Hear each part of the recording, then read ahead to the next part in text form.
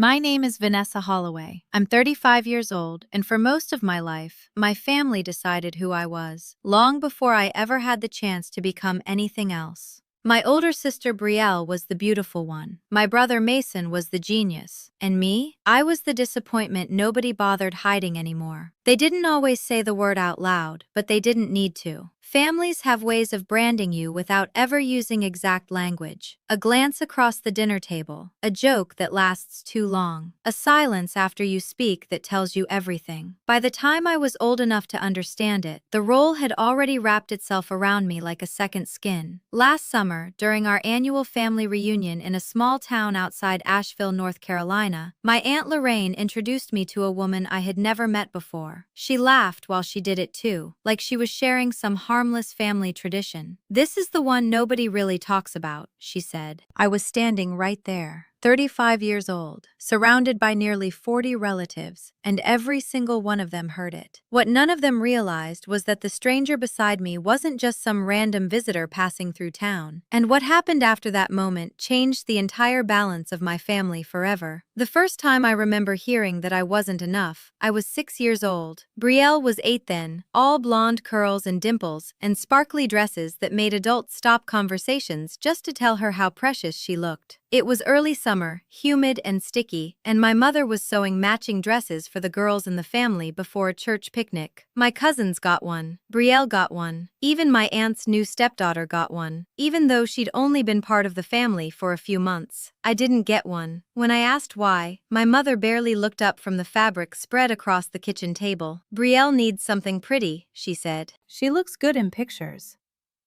I ended up wearing one of Brielle's old Easter dresses, pale blue with a faded spot near the neckline that my mother never bothered cleaning properly because, according to her, nobody's going to notice anyway.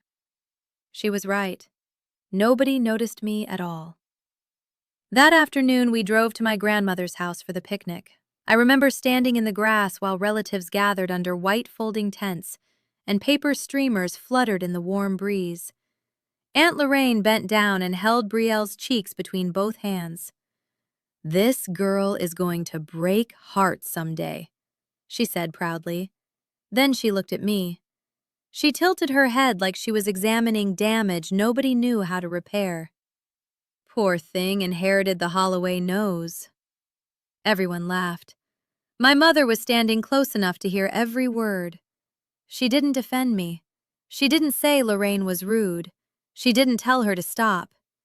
She laughed too, quietly, softly, like this was already understood truth. I stood there in that old blue dress at 6 years old, thinking ugly was probably temporary, like a stain, something you outgrew. I didn't know families could turn it into your identity. Later in life, I found out my mother had once studied architecture at a community college in Tennessee before she got pregnant with Brielle at 19. She quit school, married my father, and never touched another sketchbook again. But back then, I knew none of that. All I knew was that Brielle got the new dress, and I got the label. Once a family decides who you are, everything else begins organizing itself around that decision. School portraits proved it every year. My mother ordered giant framed packages for Brielle, glossy prints, wallet copies for relatives. Big smiling portraits hung all over the living room. For me, she checked the cheapest option available, wallet-sized. Most of them ended up shoved inside kitchen drawers with expired coupons and dead batteries. Birthdays were the same story. Brielle had themed parties every year. Princesses, pool parties, sleepovers with matching decorations and custom cakes.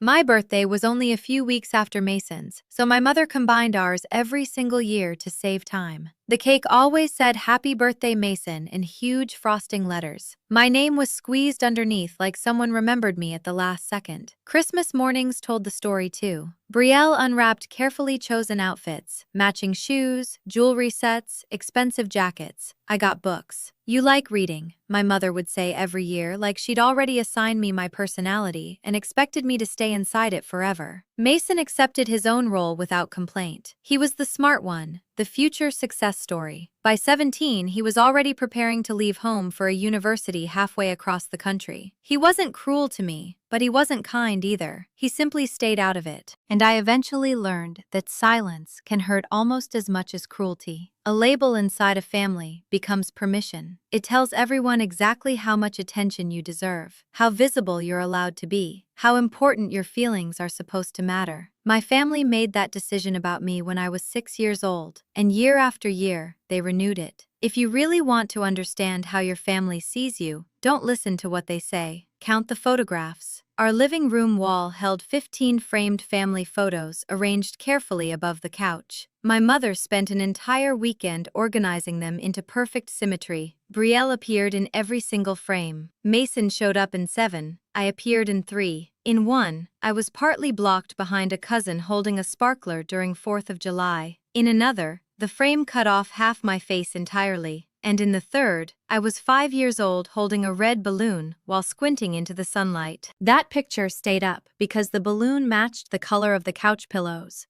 Nothing in that house was accidental. Every family photo session followed the same choreography. Brielle in the middle, Mason on the left. Vanessa, move back a little. And I always did. One step, then another.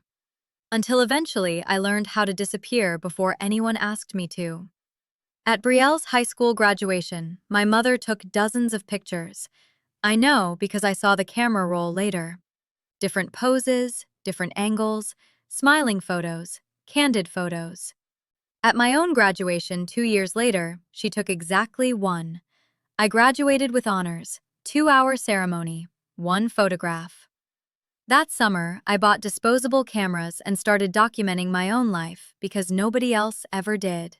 My first apartment, my drafting desk, the day I passed my licensing exam. Tiny milestones that would have vanished completely if I hadn't preserved them myself. I kept every picture inside an old shoebox under my bed. When nobody witnesses your life, you become responsible for witnessing it yourself. And by then, I had already spent years fading inside my own family. I left home at 18 with a scholarship to an architecture program at a state university in Ohio. When I told my mother, she looked at me the way people look at a child announcing an unrealistic dream. Architecture? She repeated slowly. That's not exactly a realistic career for someone like you. Someone like you. She always used that phrase when talking about me. It carried the same tone every time. Half pity, half correction. Like she was reminding me not to aim beyond whatever invisible limit she had placed over my life. At that point, I still didn't know she had once wanted the exact same career for herself. I wouldn't discover that until years later. My father drove me to campus in silence. 4 hours down Interstate 75 with the windows cracked open and the radio turned off. My father wasn't a talkative man. Living for decades beside my mother had worn the sound out of him, little by little, until quiet became his natural state. But when he parked outside my dorm building and lifted my suitcase onto the sidewalk, he finally said something. Build something they can't overlook. 6 words. That was the only real advice he ever gave me. I hugged him goodbye, and for the first time, I noticed he held on to me longer than usual. Then he got back in the truck and drove away while I stood there watching him disappear into traffic. That night, I taped my photographs from the shoebox onto the dorm wall beside my bed. My roommate, a girl from Chicago named Erin, looked at them and asked if I missed my family. I said, yeah, of course. But the truth was much uglier than that. The truth was, I had never breathed that easily in my entire life. College became the first place where I existed outside my family's narrative.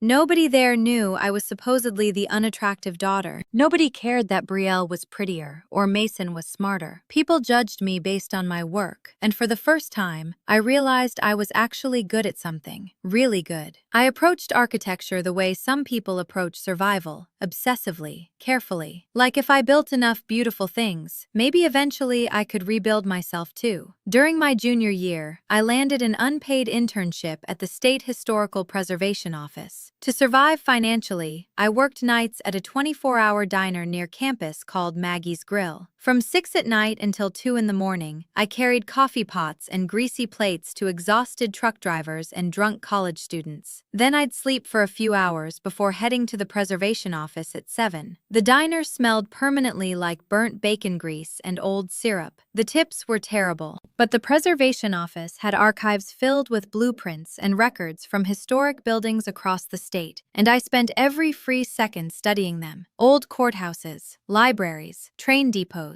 churches, buildings everyone else had stopped noticing. I understood those buildings. People looked at them and saw damage, neglect, something outdated and no longer useful. I looked closer and saw structure, history, bones that still mattered.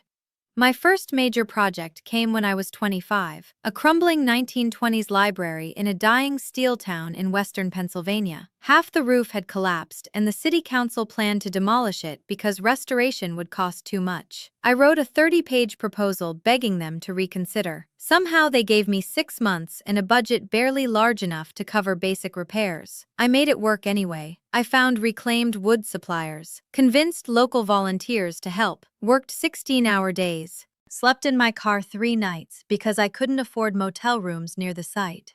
By October, the library reopened. The town dedicated the reading room in my name.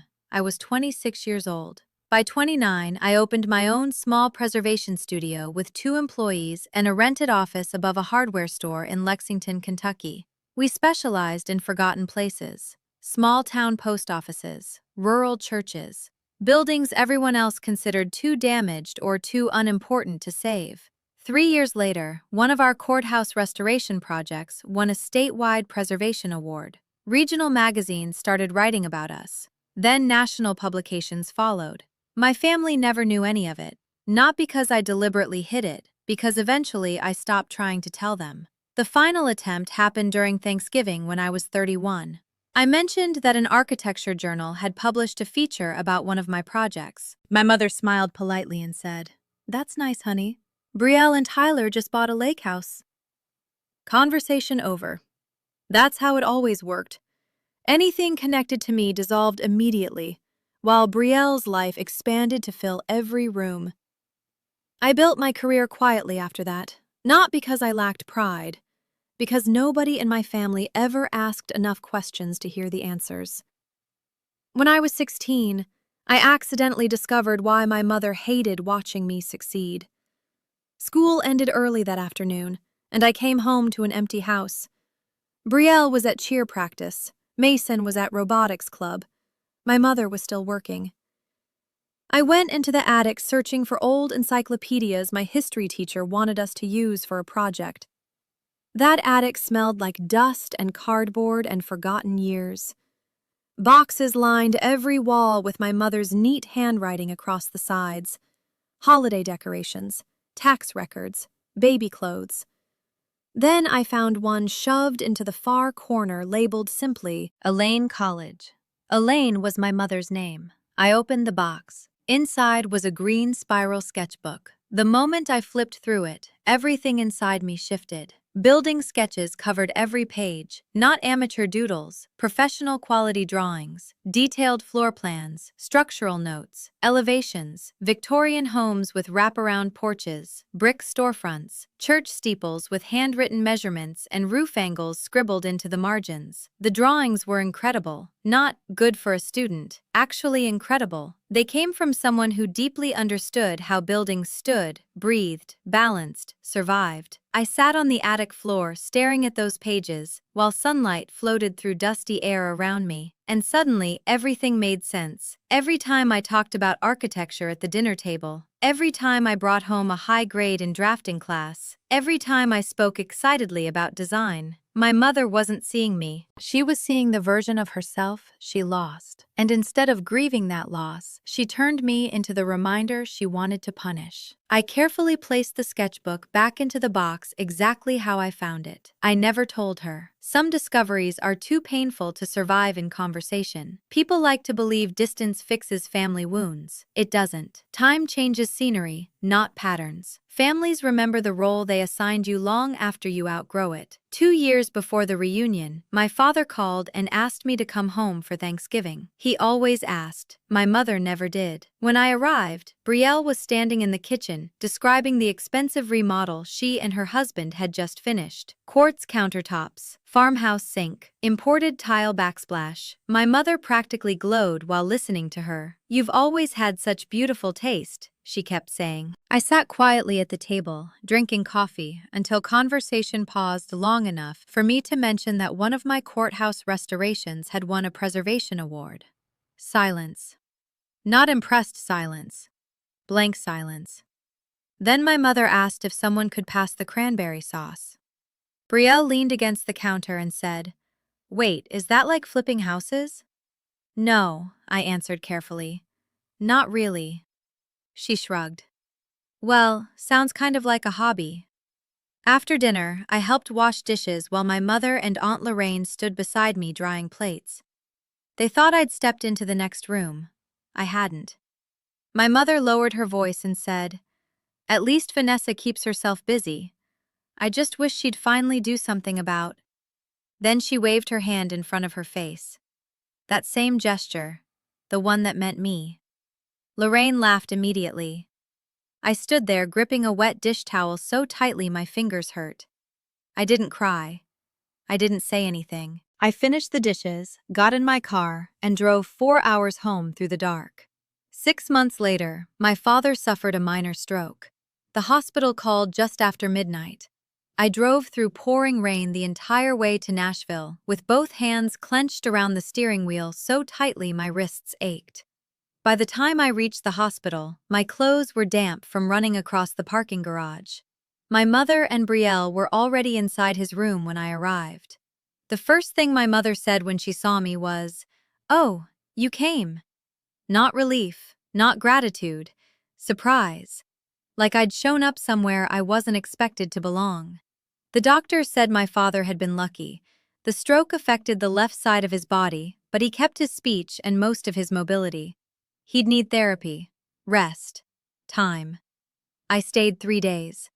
During those days, I handled practical things because nobody else did.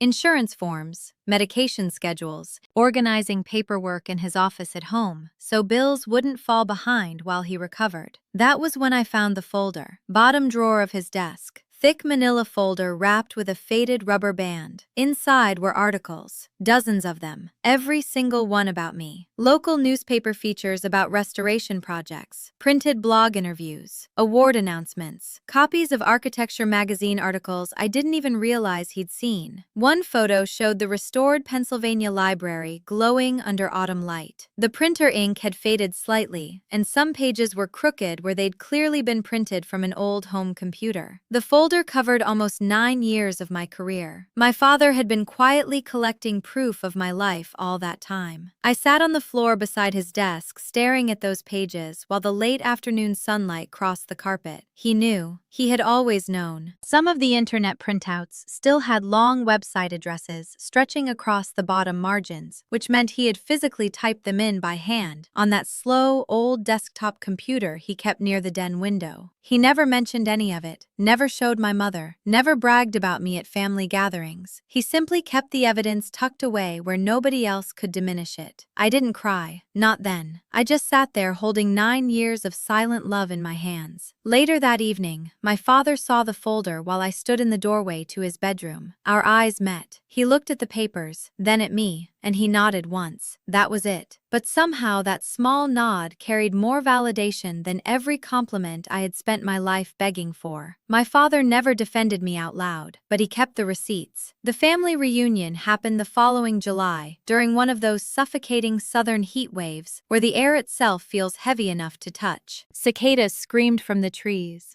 Asphalt shimmered. Humidity clung to skin before noon. My grandmother had died 3 years earlier, But my mother inherited the house and continued hosting the reunion every summer. Not because she loved family tradition, because she loved an audience. I hadn't attended in almost 2 years. This time, I went for my father. The stroke had changed him in quiet ways. He walked with a cane now, and when he got tired, his left hand curled slightly inward. He still insisted on mowing his own lawn, still read newspapers every morning on the porch, still drove himself to the barber shop every other Saturday. But something inside him looked worn down, like years of silence had finally become too heavy to carry comfortably. When he asked me to come to the reunion, I said yes immediately.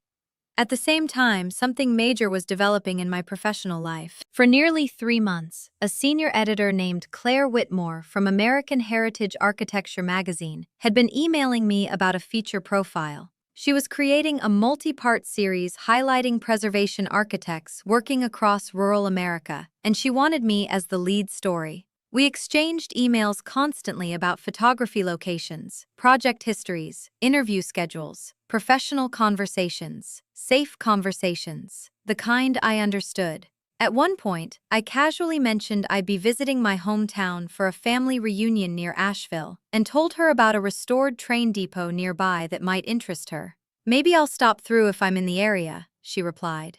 I didn't think much about it after that. People make loose plans all the time. Most of them disappear. The day of the reunion, I parked in the gravel driveway around noon and sat inside my car for nearly 3 full minutes before getting out. Cars already lined the yard. Folding tables stretched across the grass beneath striped tablecloths clipped at the corners to keep them from blowing away. Smoke drifted from the grill, where my uncles had been cooking since morning. I counted my breathing slowly, the way a therapist once taught me years earlier. In for 4, out for 6. Then I opened the car door. The greetings told me everything immediately. Brielle arrived 10 minutes after me with her husband and children. People exploded toward her. "Oh my gosh, look at you. You haven't aged a day. Those kids are adorable." My mother scooped up Brielle's youngest son and practically radiated happiness. Then I walked across the yard. A few nods. "Hey Vanessa, good to see you." Uncle Dennis offered me lemonade and actually sounded sincere about it. Aunt Lorraine barely looked up from arranging potato salad on the buffet table. My mother stood near the center of the yard,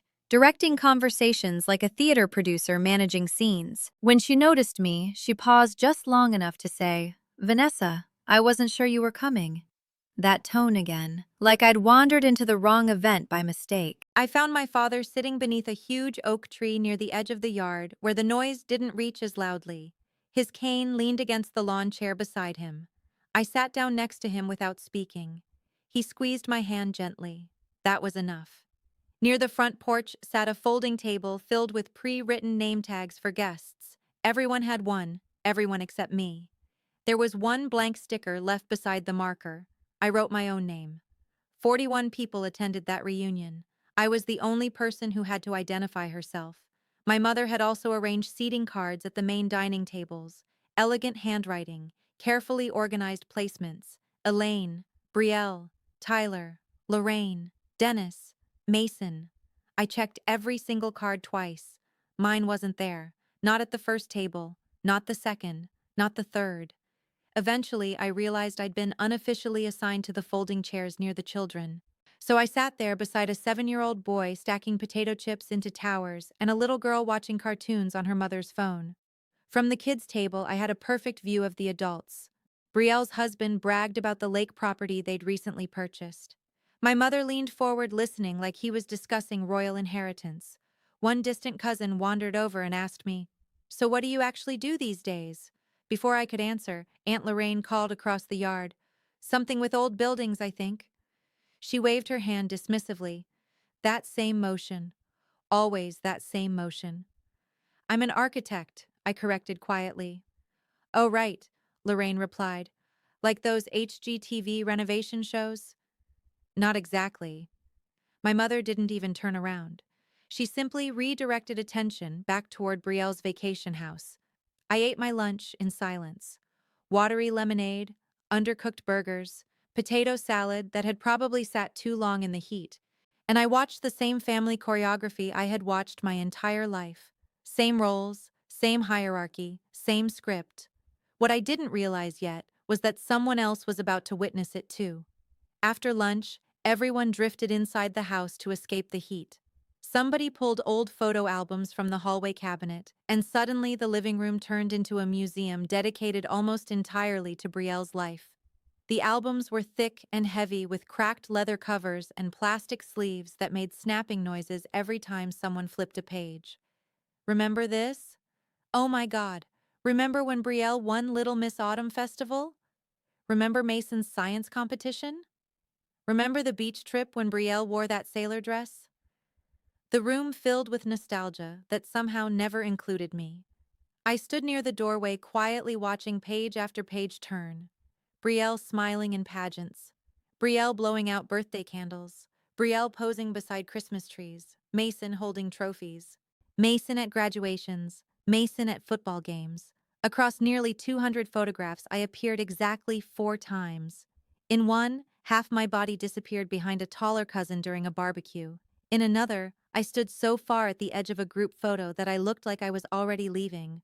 A third had somebody's thumb partially blocking my face. And the fourth, that one stayed with me. I was 10 years old, standing behind a giant potted fern in one of Brielle's old hand-me-down dresses while everyone else in the photo focused somewhere else entirely. Nobody was looking at me. Nobody. Not even the camera. I stared at that picture for a long time while relatives continued talking over my head. No one noticed. No one said, "Where's Vanessa in all these albums?" No one seemed disturbed that an entire child had practically disappeared from the family record. Brielle was such a gorgeous little thing, Aunt Lorraine sighed while touching one of the pageant photos. She really was, my mother answered proudly. I slid the picture of 10-year-old me out of the plastic sleeve when nobody was paying attention and tucked it carefully into my back pocket. 4 photographs in 35 years, and somehow even those managed to erase me. I needed air, or silence, maybe both. I slipped away down the hallway toward my grandmother's old study. After she died, the room had slowly turned into storage space. Boxes covered the desk, winter coats hung from curtain rods. An old sewing machine sat abandoned in the corner, gathering dust. Above the bookshelf, I noticed a cardboard box labeled in my father's handwriting, "Family Photos to Sort." I pulled it down carefully and opened it mostly because I needed somewhere private to breathe. Inside were loose photographs spanning decades, holiday cards, old church programs, yellow envelopes curling at the edges with age. Then I found something that made me stop completely. Photographs from my college graduation. Not one. 15. 15 separate pictures.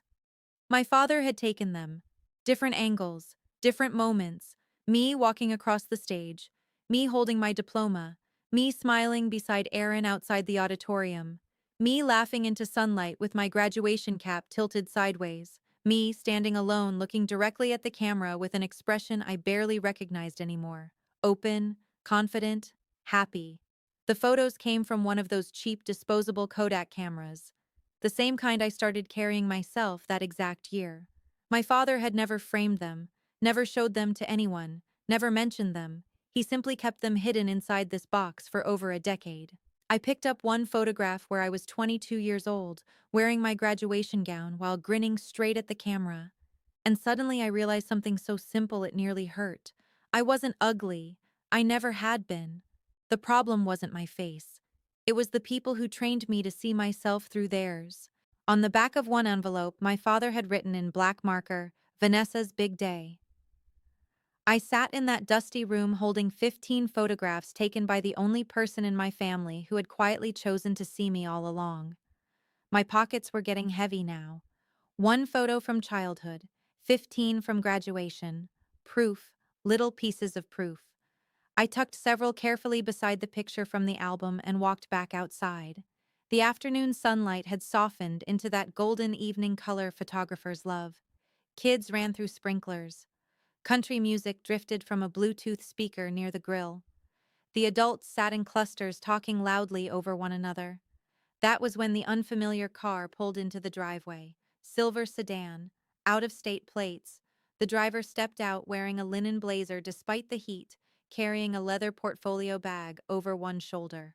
I recognized her instantly. Claire Whitmore. She spotted me near the oak tree and smiled. You actually came, she said while walking over. I told you I would. She glanced around the reunion curiously. I wanted to see the train depot, but I also brought layout proofs for the article. I figured maybe we could go through them together. Then she lowered her voice slightly. If this is a bad time, I can leave. I looked around the yard. My mother rearranging desserts like a stage manager, Brielle taking selfies with cousins, Aunt Lorraine gossiping near the fence. It's always a bad time here, I answered honestly. Come sit down. I led her to the kids' table. Without hesitation, Claire sat beside me. Nobody had ever chosen to sit at that table with me before. She opened her leather portfolio and spread printed photographs across the folding table. My buildings, the restored courthouse in West Virginia glowing beneath sunset light, the Pennsylvania Library, a white church in rural Ohio. High-resolution professional images arranged carefully across the cheap plastic tablecloth between paper plates and spilled ketchup packets. It took Aunt Lorraine less than 15 minutes to notice. She had a sixth sense for anything disrupting the family script. A well-dressed stranger sitting beside me definitely qualified. Lorraine walked over smiling brightly, visor pushed onto the top of her head, drink balanced in one hand.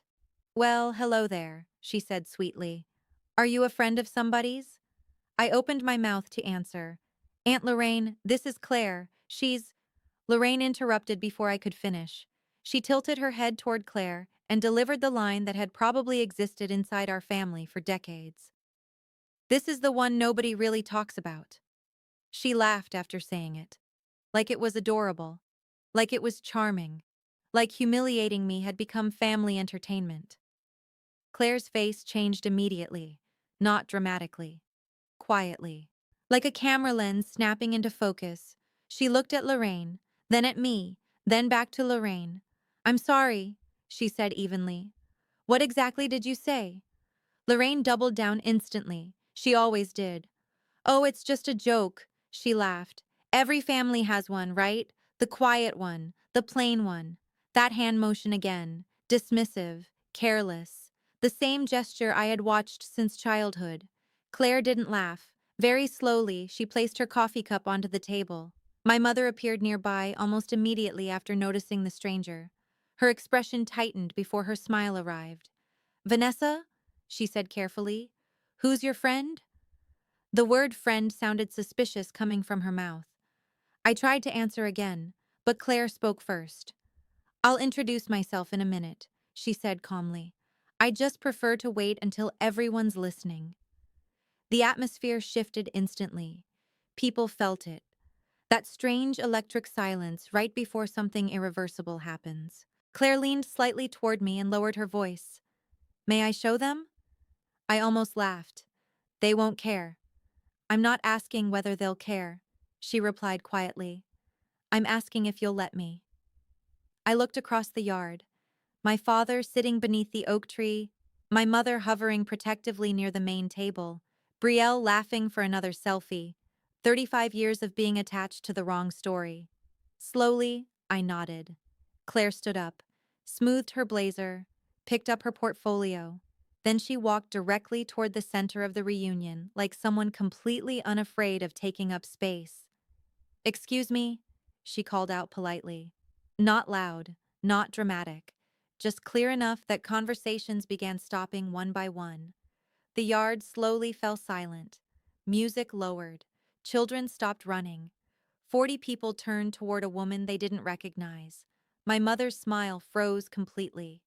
Claire reached into her blazer pocket and handed my mother a business card. My name is Claire Whitmore, she said. I'm the senior features editor for American Heritage Architecture magazine. My mother looked down at the card, then back up. Claire continued calmly. I drove almost 2 hours today because of her. And then she pointed at me, not theatrically, simply, factually, like identifying the most important person in the room. The entire reunion went silent. You could hear ice shifting inside coolers across the yard. Nobody moved. Claire opened the leather portfolio slowly and lifted out the first photograph. It was the restored courthouse from West Virginia, the limestone exterior glowing warm beneath evening light.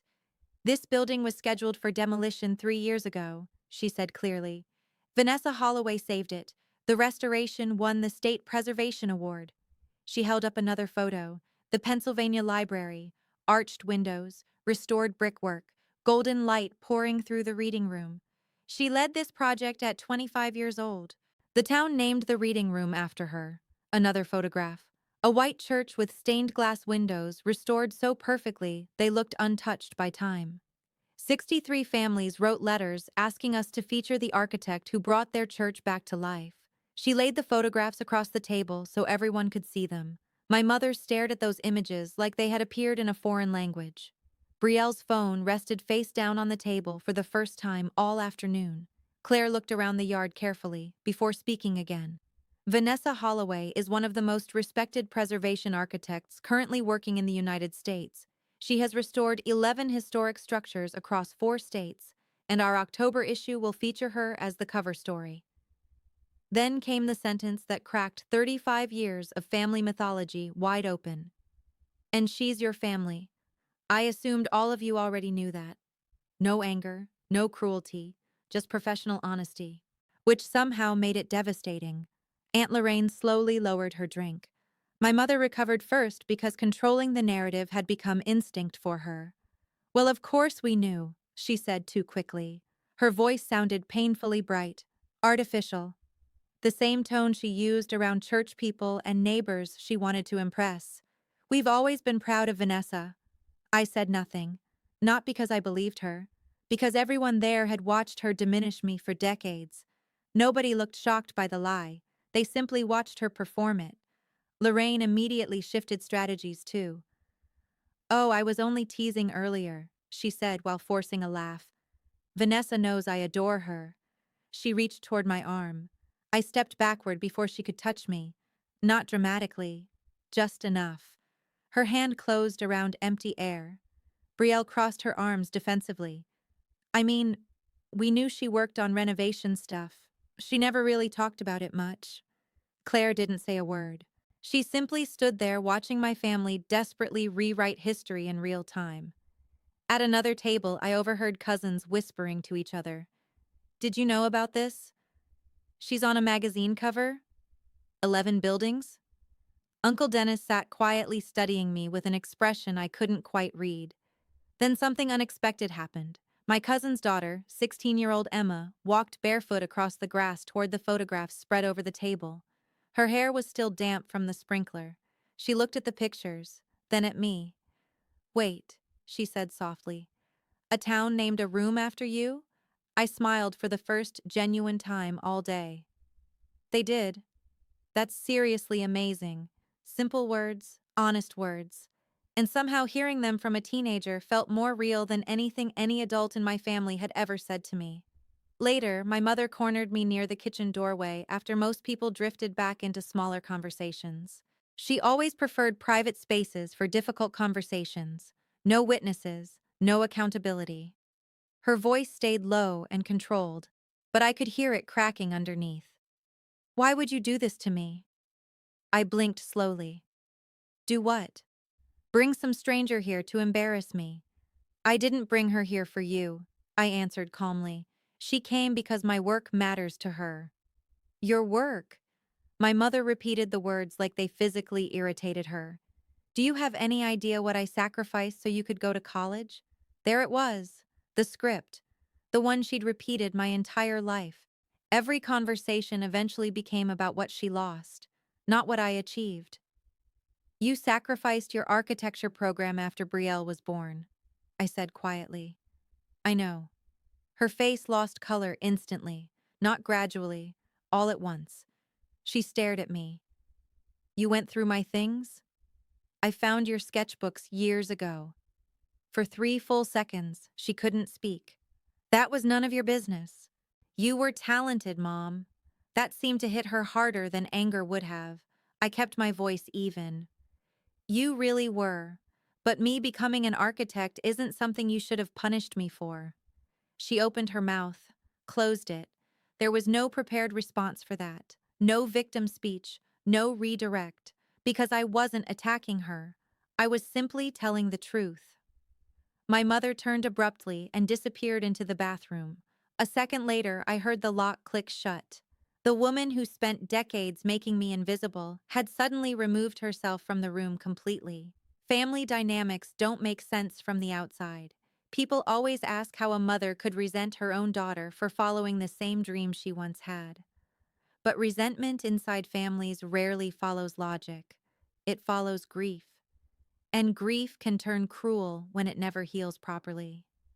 Brielle found me later on the back porch. She stood in the doorway with her arms crossed while fluorescent kitchen lights spilled around her. "You could have just told us about all this stuff," she said. I looked at her carefully.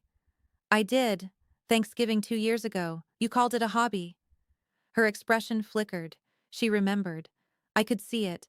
But memory fought against 35 years of believing herself to be the center of every room. "I didn't realize it was this serious," she muttered. "That's exactly the point, Brielle. You never asked." She shifted uncomfortably before trying a softer tone. "Look, we're sisters. Can we not do this in front of everybody?" I almost laughed. "Everybody has been watching my entire life." That landed harder than she expected. Her eyes filled slightly, but not from guilt.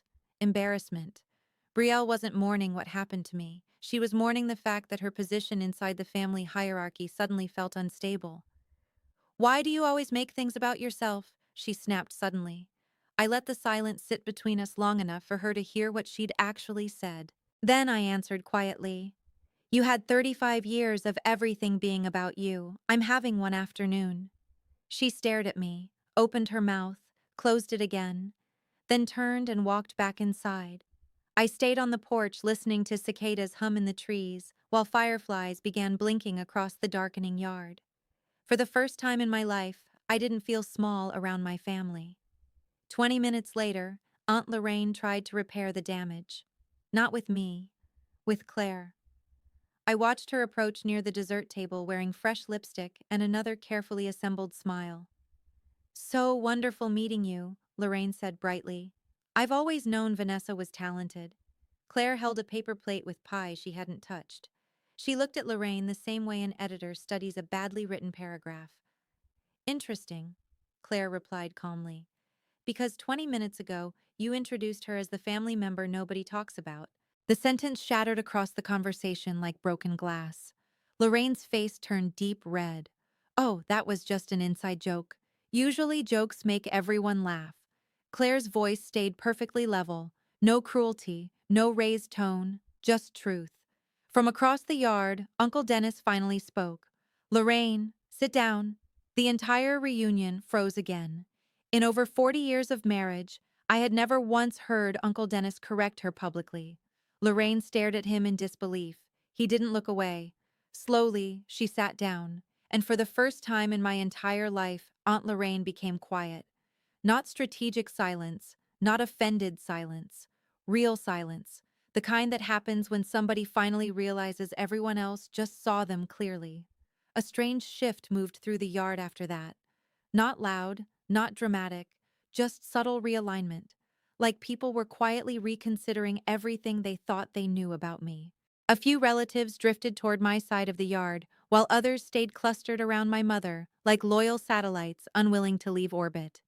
Conversations broke into smaller pockets. Some people avoided eye contact entirely. Others suddenly looked at me with awkward curiosity, like they were meeting me for the first time. Claire continued showing photographs to anyone genuinely interested.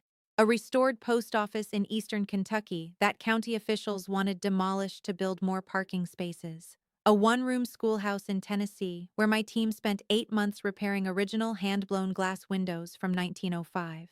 A neglected community center in Alabama I restored completely free of charge because the neighborhood couldn't afford professional architectural work. Claire spoke carefully and clearly about every project. "The thing that makes Vanessa different," she said at one point, "is that she sees value in places other people stop caring about." She never looked directly at my mother while saying it. She didn't need to. The meaning traveled across the yard on its own. My mother stood near the kitchen doorway listening in complete silence. Her face had gone unreadable. Or maybe I had simply stopped trying to decode her expressions after spending 35 years doing it. Brielle sat alone at the main table, scrolling through her phone without actually reading anything. For the first time in my memory, she wasn't the center of attention. And I sat at the same children's table where I'd always been placed, except now people voluntarily pulled chairs beside me. That difference mattered more than I expected. I listened to fragments of conversations floating through the humid evening air. She restored 11 buildings? I had no idea. She's getting a cover story? How come nobody ever mentioned any of this? Because nobody asked. That was the answer. Not once in 35 years had anybody in that family cared enough to truly ask who I was outside the role assigned to me as a child. I sat there thinking about what I could do next. I could expose everything, every insult, every forgotten birthday, every hand-me-down dress, every photo I'd been cropped out of. I could stand in the middle of that yard and lay 35 years of evidence at my family's feet until every single person felt ashamed. But somewhere along the way, while restoring broken buildings and forgotten spaces, I had learned something important. Restoration and destruction use different muscles, and I didn't want to become someone who demolished people just because I finally had the power to do it. So I made two decisions. I would talk to my father, then I would leave. I found Claire beside her car near sunset. The sky behind the mountains had turned deep amber, and the evening breeze finally cut through the heat. "Thank you," I told her quietly. "Seriously." She shook her head. "I didn't do anything extraordinary. Your work deserved recognition long before today." "You didn't have to say any of it." "Yes, I did." Her expression softened slightly. "People become invisible because everyone around them agrees to stop seeing them. I don't participate in that." She handed me a large envelope containing printed proofs for the magazine feature. The October cover layout sat on top. My face stared back at me from the mock-up, not smiling, not posing, just standing in front of the restored courthouse with my hands at my sides looking directly into the camera. Steady, present, real. "We'll need you in New York next month for the final shoot," Claire said. "The article's going to be big." I nodded slowly while holding the envelope against my chest. Then I turned and walked back across the yard. Every eye followed me. But this time, it wasn't because I was the family disappointment. It was because people suddenly realized I mattered. My father still sat beneath the oak tree exactly where I'd left him. The evening light filtered through the branches above him, casting moving shadows across the grass. He hadn't participated in the chaos, hadn't interrupted, hadn't defended anyone. He simply watched, the way he always had, like a man who spent too many years believing silence was safer than conflict. I pulled another lawn chair beside him and sat down quietly. For a few seconds, neither of us spoke. Then I reached into my back pocket and pulled out one of the graduation photographs. "I found these in Grandma's study," I said softly. My father looked at the photo in my hand. His expression trembled. "The pictures you took." He swallowed hard. 15 of them," I continued. "Mom took one. You took 15. For several seconds he stared at the photograph without speaking. Then, in a voice so quiet I almost missed it, he whispered, "Should have taken more." That nearly broke me. I handed him the photo carefully. 22-year-old me smiling proudly in graduation robes. A face my family spent decades calling plain suddenly looked radiant through his eyes. "And the folder in your desk," I added. "All the articles." His fingers tightened around the picture. "I should have said something sooner," he admitted. The words sounded painful coming out of him, like they'd been trapped inside his chest for years. "I should have fought harder for you." I looked down at his weathered hands.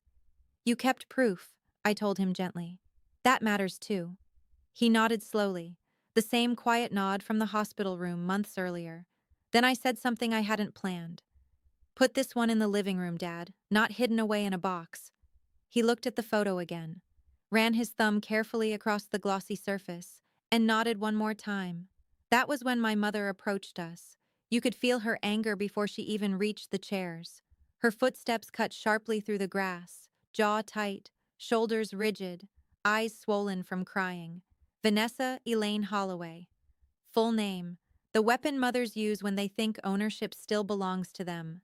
"You come to my reunion and humiliate me in front of everybody." I stood slowly. "No one humiliated you." "Oh, please." She laughed bitterly. That woman practically put me on trial. She talked about my work. Your work. My mother's voice cracked sharply. Everything you have exists because of sacrifices I made for this family. I held her gaze steadily. You clothed Brielle. You gave me whatever was left. Her eyes widened slightly because I had never spoken that directly before. I treated all of you equally. The biggest lie she ever told. And judging by the silence around us, nobody believed it anymore. There are 3 photos of me in your living room, I said calmly. Brielle has 15. That isn't equal. My mother's composure finally began splitting apart. You were always difficult, she snapped. Always sensitive, always making everything about yourself.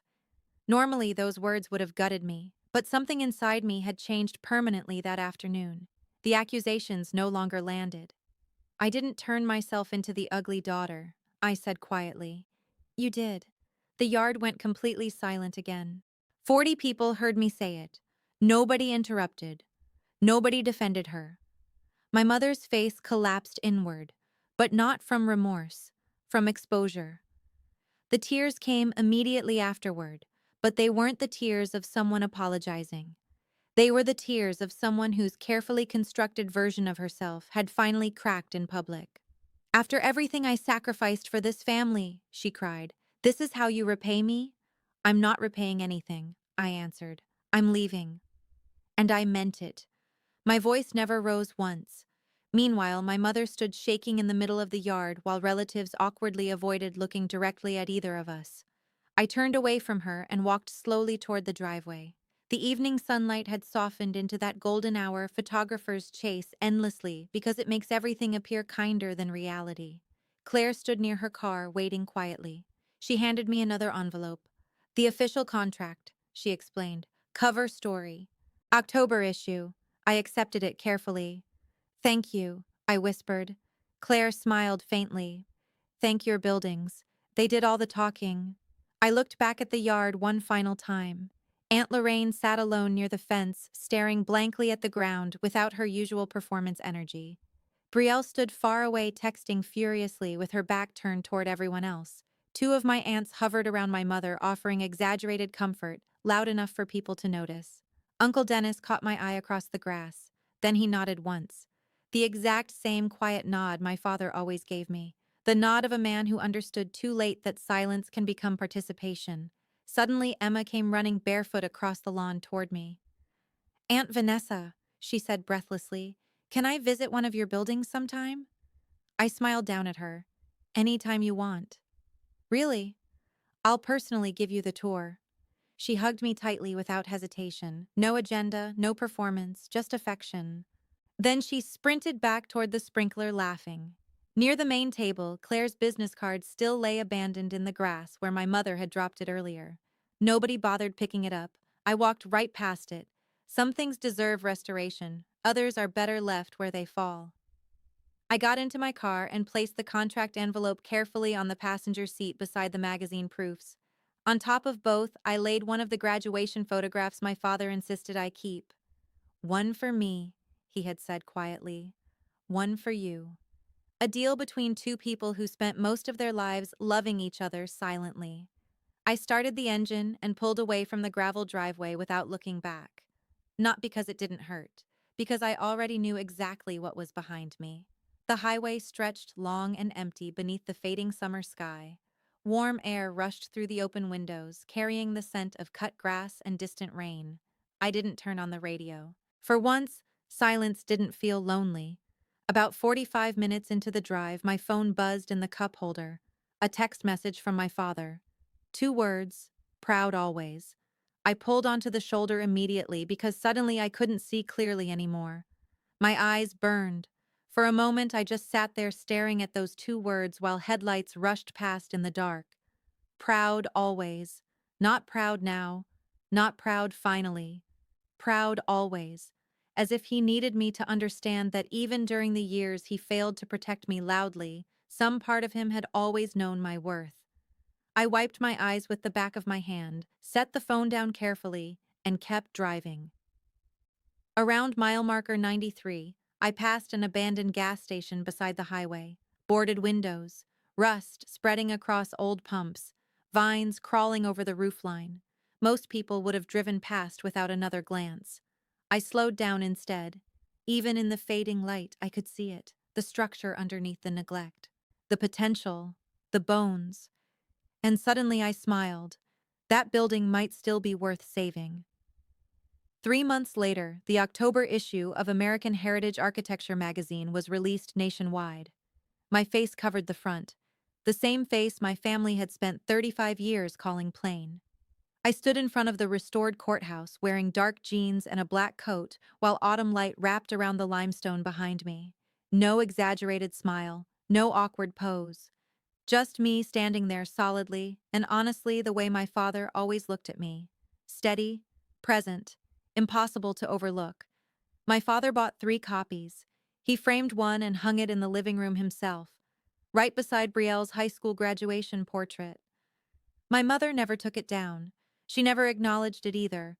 The cover simply existed there afterward like a fact nobody could erase anymore. Brielle texted me once after the magazine came out. Saw the article. Congrats. I stared at the message for a long time before replying. Thank you. Nothing else. There wasn't much left to say between us. Aunt Lorraine never contacted me again. Uncle Dennis mailed me a handwritten letter several weeks later on yellow legal paper. Should have spoken up years ago. Sorry isn't enough, but it's what I have. I folded the letter carefully and placed it inside my desk drawer beside my father's folder of articles. My mother never called, not once. Surprisingly, that stopped hurting sooner than I expected. That Thanksgiving, instead of driving to my parents' house, I drove back to the abandoned gas station near mile marker 93. I walked around the property alone with a camera and measuring tape while cold November wind swept dead leaves across the cracked pavement. I photographed every angle, measured every wall, studied every inch of the structure. The following Monday, I submitted a restoration proposal to the county completely free of charge. Community art space, public reading room, workshop center for local students, a forgotten building everyone passed without seeing. I understood places like that better than most people ever would. Late one evening, several weeks later, I sat alone in my studio office while amber sunset light poured through the windows. The old shoebox still rested on the shelf above my drafting table. Same worn cardboard, same strip of packing tape holding one corner together. Inside were all the photographs I spent years taking myself because nobody else thought to. My first apartment, my first drafting desk, the day I passed my licensing exam. Tiny moments of proof. I added 3 more photographs that evening. The magazine cover, the before picture of the abandoned gas station, and the photograph of 10-year-old me standing behind the potted fern in a hand-me-down dress while nobody looked at her. I held that childhood picture beside the magazine cover for a long time. One photo showed a little girl practically disappearing inside her own family. The other showed a woman the entire country suddenly saw clearly. Same person, same face, same girl. I placed both photos side by side inside the shoebox and closed the lid gently before returning it to the shelf. Some people collect trophies. I collected evidence that I existed. Here's what I know now. You cannot repair a family that refuses honesty. You cannot force people to see value in you after they've spent years protecting themselves from it. But you can build a life so strong that their approval eventually stops mattering. Every building I've ever restored began exactly the same way. Someone decided it was worthless. Then someone else looked closer, saw the craftsmanship beneath the damage, saw the structure underneath the neglect, saw potential where everybody else only saw failure. I was never the ugly daughter. I was simply surrounded by people who stopped looking too soon.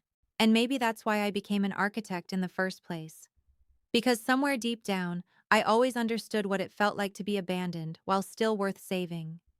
Some people spend their whole lives waiting for the people who hurt them to finally apologize, finally understand, finally change. But healing doesn't always arrive through an apology. Sometimes it arrives the moment you stop asking people to confirm your worth and start recognizing it yourself. Vanessa spent 35 years believing she was invisible because the people closest to her treated her that way. But the truth was never that she lacked value. The truth was that she had been standing in rooms filled with people who refused to truly see her. And maybe that's the hardest lesson of all. Just because someone overlooks you doesn't mean you are unimportant. Just because someone failed to love you correctly doesn't mean you were difficult to love. The world is full of abandoned things that still deserve restoration: forgotten buildings, broken places, quiet people carrying invisible scars. Sometimes the strongest people are the ones who learned how to rebuild themselves without applause, without support, and without being chosen first. Vanessa didn't become powerful because her family changed. She became powerful the moment she stopped letting their version of her become her own. And maybe somebody listening to this story needed that reminder tonight, too. You are not the label they gave you. You are not the silence they placed around you. And you do not need permission to take up space in this world.